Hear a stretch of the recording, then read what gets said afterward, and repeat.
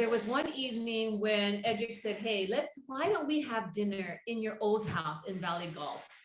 Because our family had moved to Ortigas area after the robbery that happened in our house. So I had never showed the old house to Edric. I was super excited because I was like, oh yes, finally Edric can see the house where I grew up.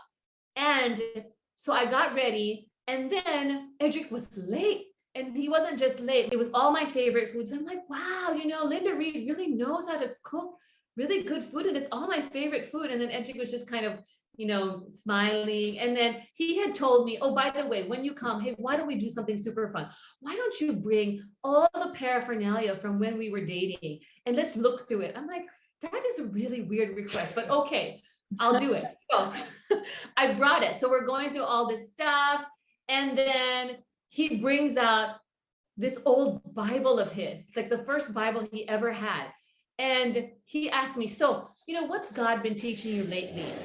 And I said, well, God's been teaching me this and this, and that, like to really trust him. And in Moses, this story. And he's like, oh, I've also been reading about it. He highlighted it. And then, so it says there, right? I myself, the Lord answered, will go along to give you rest. I'm looking here, but on this page, it says, will you marry me? And he put the ring here.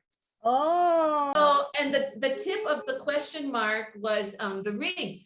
So then when I saw it, I was looking at it and I was in disbelief, and I didn't answer right away because my third request was that he had asked my parents. I think the Holy Spirit told him, tell her that, he said, oh, by the way, I got the blessing of my parents and your parents. And they said yes. So then, of course, I said, okay, yes, then of course I'll marry you. So we're 20 years married this year.